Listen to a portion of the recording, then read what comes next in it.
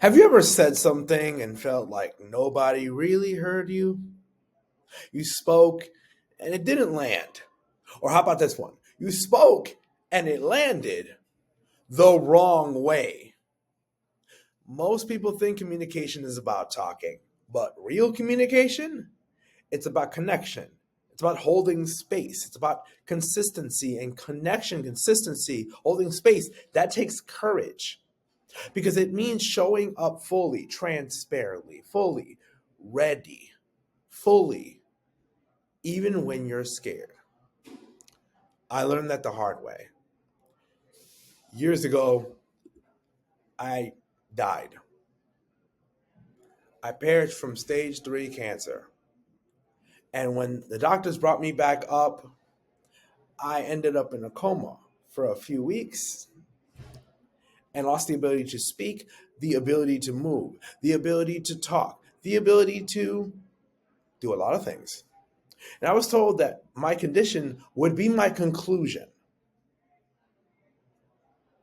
And that was the catalyst for really set me over the edge.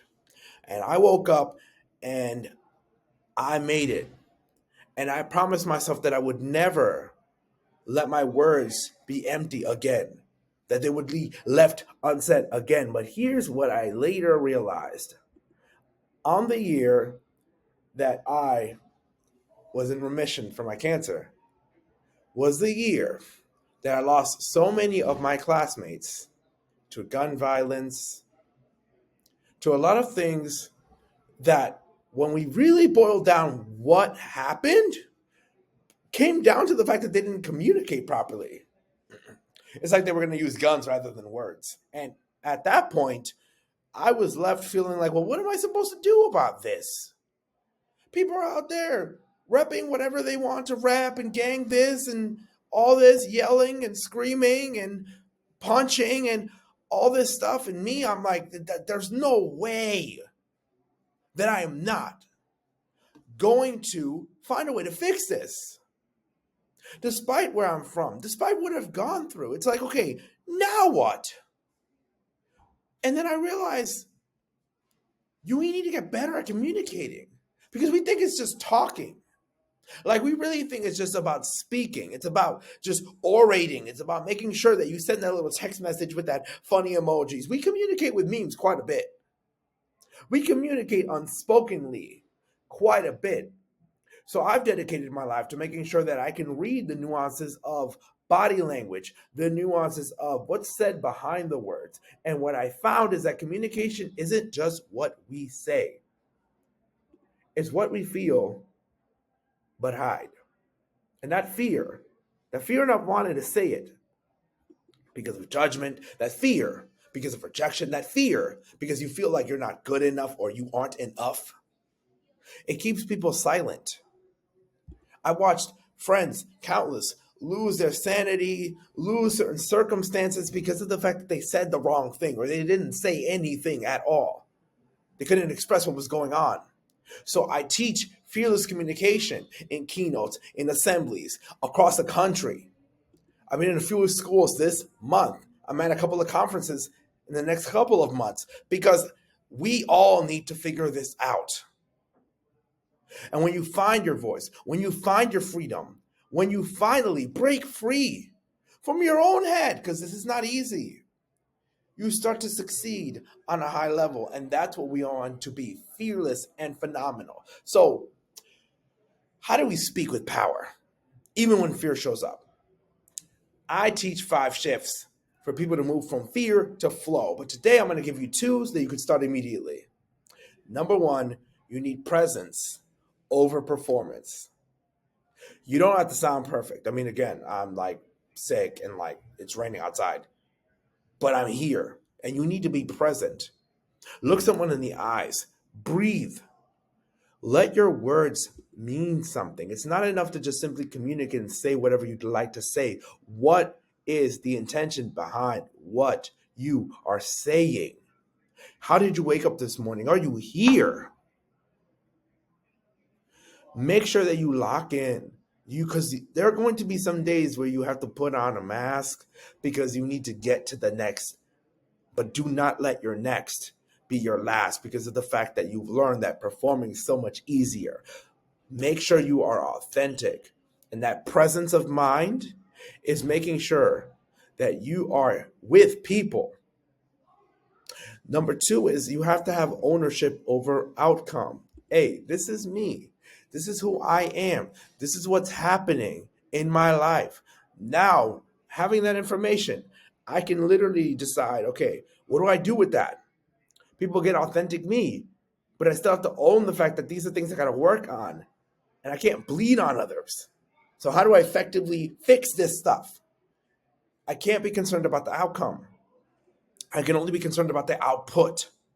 You don't determine, you don't change, you do not affect the outcome as much as you think you do. Because we all play a little part. But like, this ain't your movie. The outcome's gonna be what the outcome's gonna be. Are you satisfied with what you did?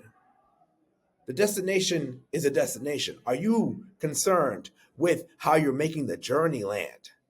So don't worry about how people receive you. Don't worry about how people perceive you. Worry about whether you like what you do.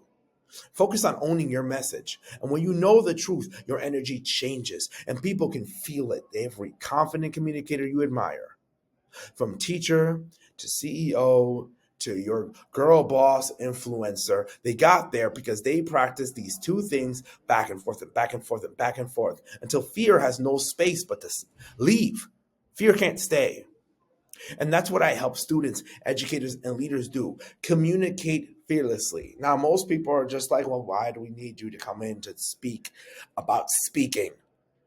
Because of the fact that the statistics will tell you straight up.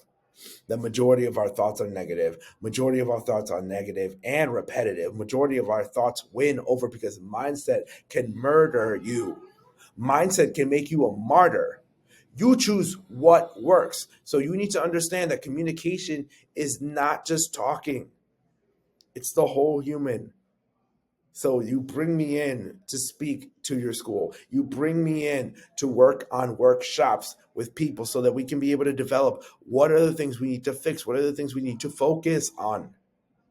How are you doing as a leader? How are you doing as a student? And are we zoning in on these things so that you can be your best self? Again, this is not just to speak. This is to connect, to inspire, to lead. Because when you speak with power, people don't just hear you, they feel you. So this month, I'm diving deep into what fearless communication really looks like. Like, I want to make sure that it's focused in classrooms, on stages, even at home. And with every school that I'm going to, we are really trying to break these things down. So if you're ready to stop holding back and start speaking with purpose, get ready.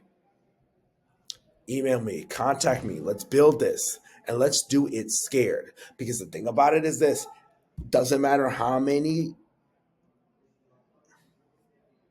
it doesn't matter how many times you tell yourself you're going to do it. If you don't do